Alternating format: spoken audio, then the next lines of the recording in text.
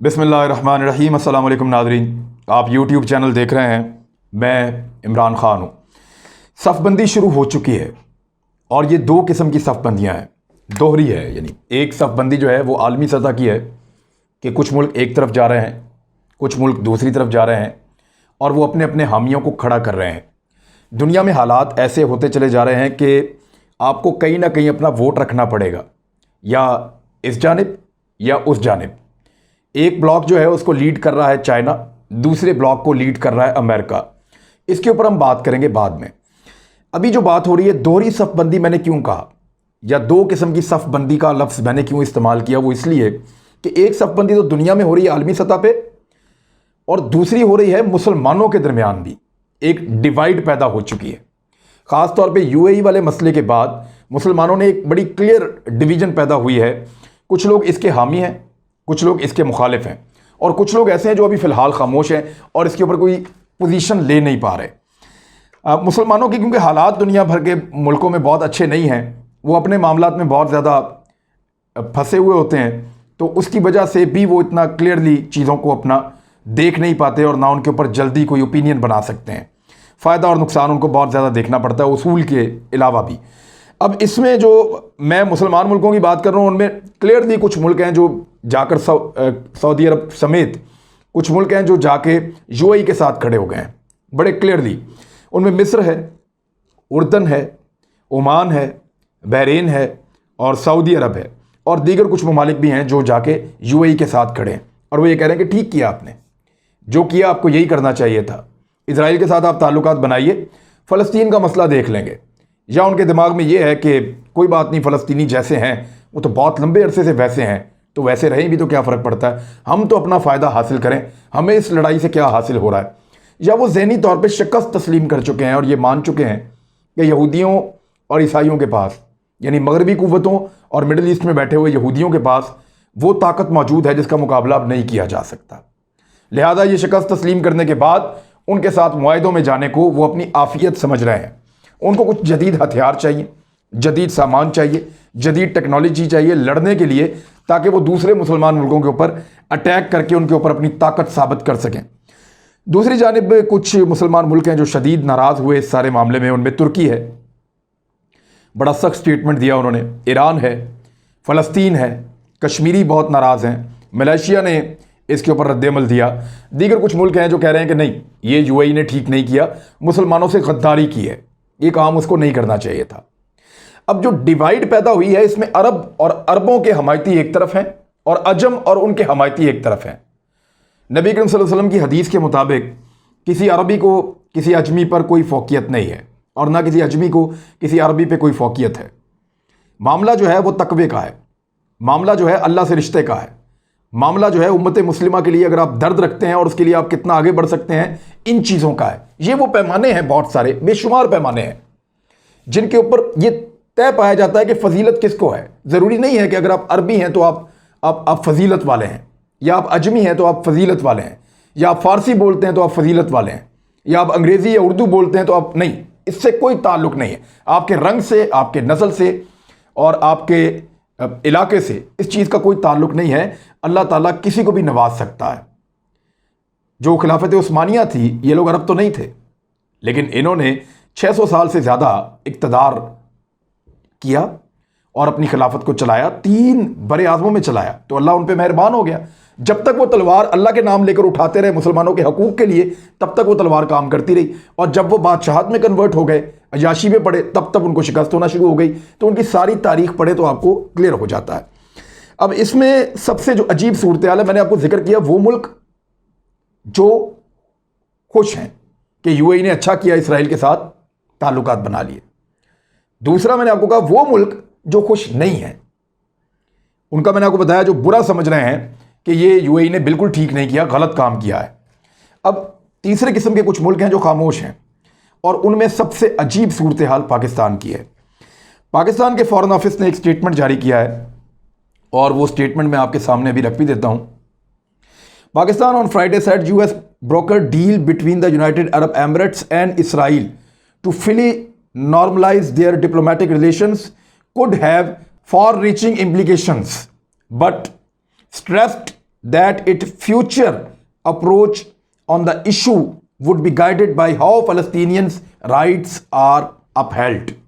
अब ज़रा इस पे आप गौर करें कि एक्चुअली ये क्या कह रहे हैं। जुमे वाले दिन इन्होंने एक स्टेटमेंट जारी की पाकिस्तान ने, और उस स्टेटमेंट का ना कोई सर है ना कोई पैर है। ये स्टेटमेंट जनाब जारी की गई है दफ्तर खारजा के तर्जुमान जाहिद हफीज़ चौधरी साहब की जानिब से, और इस पे उन्होंने कुछ भी नहीं कहा सवाए इसके कि इसके जो मुज़म्मरात हैं वो बड़े दूर रस होंगे। क्या मतलब है इसका? कोई मतलब समझ आ रहा है आपको? पाकिस्तान ने यह भी नहीं कहा कि यूएई ने ठीक किया इसराइल के साथ ताल्लुकात बना के, उनके साथ दोस्ती करके, उसको तस्लीम करके। पाकिस्तान ने यह भी नहीं कहा कि यूएई ने गलत किया इसराइल के साथ ताल्लुकात बना के, उसको तस्लीम करके, उसके साथ दोस्ती करके। यूएई ने गलत किया, यूनाइटेड अरब एमिरेट्स ने, पाकिस्तान ने यह भी नहीं कहा। तो पाकिस्तान ने एक्चुअली कहा क्या? पाकिस्तान ने कहा कि इसके दूर रस जो है वो मुज़म्मरात हो सकते हैं। इसका क्या मतलब है? कोई मतलब ही नहीं है। ये तो सिर्फ लफाजी है, एक जुमला ला के बीच में खींच के लगा दिया कि जनाब हमने अपनी जिम्मेदारी पूरी कर दी। हम बोले ज़रूर हैं, लेकिन हम क्या बोले हैं ये किसी को समझ नहीं आ रही। हम बोले ज़रूर हैं, लेकिन हम क्या बोले किसी को समझ नहीं आ रही। और यही फनकारी दिखाई है पाकिस्तान ने। पाकिस्तान को ये क्यों करना पड़ा? पाकिस्तान की सिचुएशन बड़ी अजीब है, टेक्निकली उसको आपको समझना पड़ेगा। पाकिस्तान ये चाहता है कि सारी दुनिया उम्मत के कॉन्सेप्ट को सामने रखते हुए, एक उम्मत के कॉन्सेप्ट को सामने रखते हुए तमाम मुस्लिम ममालिक कश्मीरियों की मदद के लिए खड़े हो जाएं और कश्मीरियों को हेल्प करें। अच्छा, कश्मीर में क्या है पाकिस्तान के लिए? एक तो कश्मीरी बहन भाई हैं, सबसे मेन चीज़, उनको आज़ादी दिलवानी है। दूसरा, वो पाकिस्तान की शार आ गया, पाकिस्तान के तमाम दरिया वहाँ से आते हैं, वहाँ की खूबसूरती, वहाँ के वसाइल, वो पाकिस्तानियों के और मुसलमानों का हक है उनके ऊपर। तो पाकिस्तान ये कहता है कि इस खित्ते को हर लिहाज से ये पाकिस्तान के लिए एक शारक की अहमियत रखता है, तो हर हाल में इस खित्ते को आज़ाद होना चाहिए। अब पाकिस्तान से ज़्यादा किसी और को कश्मीरियों का दुख और दर्द नहीं है, क्योंकि हम उसके साथ इमीडिएटली जुड़े हुए हैं। अब इस सूरत हाल में दुनिया के दूसरे ममालिक उम्मत के उस कॉन्सेप्ट के ऊपर नहीं आते जो पाकिस्तान उनको बताता है कि हम एक उम्मत हैं। किसी जगह भी उम्मत के ऊपर जुल्म हो रहा है तो सारे इकट्ठे हो जाएं, खड़े हो जाएं, उनके साथ मिलकर आवाज़ उठाएं, उनकी आज़ादी के लिए जद्दोजहद करें। और यही बात पाकिस्तान चाहता है कि अरब ममालिक, ख़ास तौर पे सऊदी अरब, एक 57 मुसलमान मुल्कों का एक प्लेटफॉर्म है जिसको आप OIC कहते हैं, उसके जो फॉरेन मिनिस्टर्स हैं उसकी कौंसिल का एक इजलास बुलाया जाए ताकि एक तगड़ी आवाज़ जाए और इंडिया के ऊपर दबाव बढ़े। लेकिन सऊदी अरब नहीं ये करता। दूसरी जानिब वही पाकिस्तान अगर फ़लस्तीनियों के इस मसले के ऊपर, फ़लस्तीनियों के हक़ में पूरी तरह आवाज़ नहीं उठाता, तो पाकिस्तान का ये मौक़िफ़ कि कश्मीरियों के लिए अरब आवाज़ उठाएं, वो कमज़ोर पड़ जाएगा। ज़रा टेक्निकली समझिए, पाकिस्तान को फ़लस्तीनियों के लिए उतनी ही ज़ोर से आवाज़ उठानी पड़ेगी जितनी ज़ोर से पाकिस्तान चाहता है कि अरब कश्मीरियों के लिए उठाएं। लेकिन सिचुएशन बड़ी अजीब है कि पाकिस्तान UAE पे तनकीद नहीं कर सकता। उसकी वजह हमारी कमज़ोर और बड़ी नकम्मी किस्म की जो है माशी पॉलिसियाँ हैं, हमारी गिरती हुई मईशत है। हम बहुत कमज़ोर हैं, हमारे पास पैसे नहीं हैं, हम गरीब मुल्क हैं। अब मिसाल के तौर पे थोड़े दिन पहले सऊदी अरब के बारे में एक स्टेटमेंट दिया पाकिस्तान के फॉरेन मिनिस्टर शाह महमूद कुरैशी साहब ने। उन्होंने कहा कि सऊदी अरब को हम 1 साल से कह रहे हैं, वो नहीं मान रहा। OIC, एक इमरान खान साहब भी पहले कह चुके हैं OIC पे तनकीद, अब उन्होंने सऊदी अरब पे तनकीद की है और ये कहा है कि सऊदी अरब जो है वो हम रोल प्ले नहीं कर रहा, तो वो पाकिस्तान को खो देंगे, एक एटमी कुव्वत को खो देंगे, जो वाहिद मुसलमानों की एटमी कुव्वत है उसको सऊदी अरब खो देगा, OIC वाले खो देंगे। और सऊदी अरब पे उन्होंने तनकीद की। अब उस तनकीद के असरात ये पड़ रहे हैं कि सऊदी अरब कह रहा है जी हमारे पैसे वापस करो, जो तेल की डील है वो भी ख़त्म कर रहा है। ये खबर है, मिडल ईस्ट मॉनिटर अखबार है, उसके अंदर ये खबर छपी है, Saudi Arabia ends loan and oil supply to Pakistan over its criticism of OIC on Kashmir. सऊदी अरब ने ख़त्म ही कर दिया है पाकिस्तान को लोन देना, या वो वापस मांग रहे हैं, और जो ऑयल सप्लाई वो पाकिस्तान को दे रहे हैं उसको ख़त्म करने का फैसला किया, इसलिए कि पाकिस्तान ने उन पर तनकीद की है कश्मीर के मामले पे जो OIC में उनका रवैया है। सऊदी अरब के पास पाकिस्तान पर दबाव डालने का ये एक ज़बरदस्त जरिया है जिसको वो इस्तेमाल करते हैं और बड़े लंबे अरसे से करते चले आ रहे हैं। हम टेक्निकली फंसे हुए उनके हाथों में, हमें तेल चाहिए हम उनसे लेते हैं, मुल्क चलाने के लिए पैसा चाहिए उनसे लेते हैं, और दीगर मुल्कों से भी मांगते हैं। कर्ज उतारना हो तो उनसे पैसा लेके उतारते हैं। अभी उनको कर्ज वापस उनका उतारना था तो चीन से लेके उतारा है। मईशत पाकिस्तान की खड़ी नहीं हो पाई। और ये ऐसा नहीं है कि ये वाली हुकूमत की जिम्मेदारी है, ये इससे पिछली हुकूमत की जिम्मेदारी है, ये तसलसल है बेशुमार हुकूमतों का। ये 40-50 साल के गुनाह है जिनका बोझ हम उठा के फिर रहे हैं। ये वो गुनाह है जिनकी पादाश में पाकिस्तान में चंद खानदान अरबों खरबों हो गए। बेशुमार पैसा उन्होंने बनाया। पूरी दुनिया में उनकी प्रॉपर्टीज, उनकी जायदादें हैं। उनके बच्चे अय्याशियां और मौजें करके अपनी जिंदगियां गुजार रहे हैं। ये वो गुनाह है जो पूरी कौम ने पैसा लिया और लेके यहां तरक्की करनी थी, वो पैसा लोग खा गए, लूट के भाग गए और पाकिस्तान वहीं का वहीं रह गया। और पैसा वापस किसने करना है? हमने करना है। और उसके ऊपर हमारे ऊपर मजबूरी क्या है कि हम आजादी के साथ वो बात नहीं कर सकते जो हम कहना चाह रहे हैं। इस वक्त हर पाकिस्तानी कहना चाह रहा है कि यूएई ने ज्यादती की है, मुसलमानों की पीठ में छुरा घोंपा है। कहना चाह रहा है हर पाकिस्तानी, कह नहीं पाएगा, कह ही नहीं सकता। अपने दिल में आप ये बात कर सकते हैं लेकिन आप ये कह नहीं सकते। मेरी कई हुकूमत के लोगों से बात हुई, उन्होंने कहा जी हमें बड़ी तकलीफ पहुंची है इस हरकत से यूएई की। हम इतनी दूर रह के भी इसराइल को तस्लीम नहीं कर रहे। हमें भी बहुत सारे फायदे हो सकते थे। हम तो बिल्कुल ही गरीब मुल्क हैं, हम तो बहुत फायदा उठा सकते हैं इसराइल को तस्लीम करने से। लेकिन वो तो बहुत अमीर हैं, उनके पास तो बहुत पैसे हैं, वो तो दुनिया को पैसा देते हैं। वो क्यों ये कर रहे हैं? और वो तो इमीडिएटली उनके साथ वहां रहते हैं। और जिनको मार पड़ रही है फलस्तीनियों को, वो भी अरब हैं। तो उनके दुख को वो नहीं समझ रहे, हम समझ रहे हैं यहां दूर बैठ के। तो ये बड़ी तकलीफ दे बात थी, लेकिन हम कह नहीं सकते। हम कह नहीं सकते, हमारी मईशत बहुत कमजोर है। हमने उनसे पैसा लिया हुआ है और हर साल हम उनसे पैसा और मदद लेते हैं। मैं आपको चंद मिसालें देके सामने आपके रखता हूं कि सऊदी अरब में जो पाकिस्तानी काम करते हैं उनकी तादाद मैंने एग्जैक्टली निकाली तो ये 26 लाख पाकिस्तानी हैं। पहले एक फिगर जरा गलत हो गया था, लेकिन 26 लाख पाकिस्तानी हैं जो सऊदी अरब में काम करते हैं, रहते हैं सऊदी अरब में। ये ओवरसीज पाकिस्तानी है। यूएई में यानी यूनाइटेड अरब एमिरेट्स में या मुतहदा अरब अमारात में, जिसने ये फ़लस्तीन के मामले पे उसको जवाब बनाते हुए इसराइल के साथ एक मुआहदा किया है। हालांकि फ़लस्तीनियों की कोई उसके अंदर रजामंदी शामिल नहीं है, बल्कि फ़लस्तीनी उस पर सरापा एहतजाज हैं। ये यूएई जो मुल्क है इसमें 15 लाख पाकिस्तानी रहते हैं। ओमान जिसने इसको वेलकम किया है उसमें 2,32,000 पाकिस्तानी रहते हैं।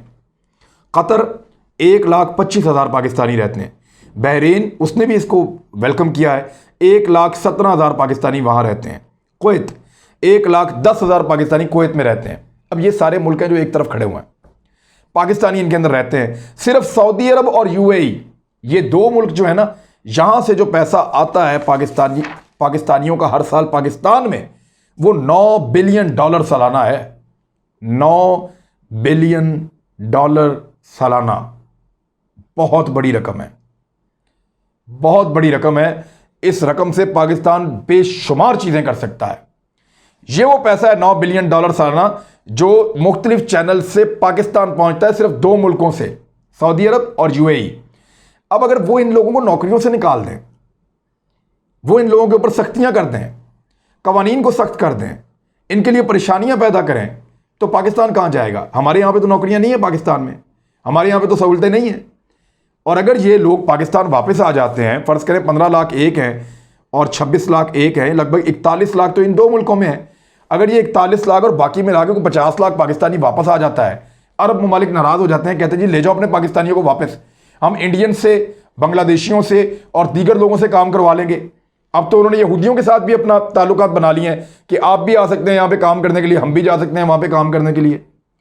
तो ऐसी सूरत हाल में अगर 40 से 50 लाख लोगों का बोझ हम पे पड़ता है और फिर उनके ख़ानदान है, अगर 10 आदमी आप हर ख़ानदान का लगाएं तो ये तो बहुत बड़ी तादाद, करोड़ों में बन जाती है। तो इतनी बड़ी तादाद में लोगों को हुकूमत पाकिस्तान की ये पसली नहीं है कि उनको मैनेज कर सके। हम उतना ही बोल सकते हैं, दिल में बुरा कह सकते हैं। इस वक्त ईमान का सबसे कमज़ोर तरीन ये लेवल होता है, दिल में बुरा कह सकते हैं। तुर्की की तरह खुल के नहीं आ सकते, इकॉनमी उनकी बेहतर है। मलेशिया की तरह नहीं आ सकते, इकॉनमी उनकी बेहतर है। ईरान पे सैंक्शंस लगने के बावजूद वो हमसे बेहतर हालत में है, उनकी तरह हम नहीं कर सकते, उस तरह से हम रिएक्ट नहीं कर सकते जैसे चीन करता है। हमारी इकॉनमी डूबी हुई है, हमारे पल्ले ही कुछ नहीं है। और ये इन मुल्कों के खिलाफ हम बात करेंगे जिनसे पैसा आता है पाकिस्तान में, जिनसे तेल आता है पाकिस्तान में, जब भी मुश्किल में होते हैं इनसे मांगने जाते हैं। सिचुएशन बड़ी अजीब है और इसके लिए गुनाहगार वो सारे लोग हैं जो पाकिस्तान में इक़्तिदार में रहे हैं। इनसे पैसा लेते रहे, लूट लूट के खाते रहे, इनसे पैसा लेते रहे, लूट लूट के खाते रहे, मुल्क का बेड़ा गर्क कर दिया इकोनॉमी का। और आज अगर आपकी इकोनॉमी तगड़ी नहीं है तो आपकी खारजा पॉलिसी आजाद नहीं हो सकती। एक कमजोर इकोनॉमी वाला मुल्क आजाद खारजा पॉलिसी के साथ कभी नहीं चल सकता। हमें अपनी इकोनॉमी को हर हाल में अगले 4 से 5 साल बहुत ज्यादा डिफाइनिंग है। दुनिया बहुत तेजी से बदलेगी। हर हाल में हमें अगले 4 से 5 साल के अंदर अपनी इकोनॉमी को बहुत तेजी से ऊपर लेकर आना होगा।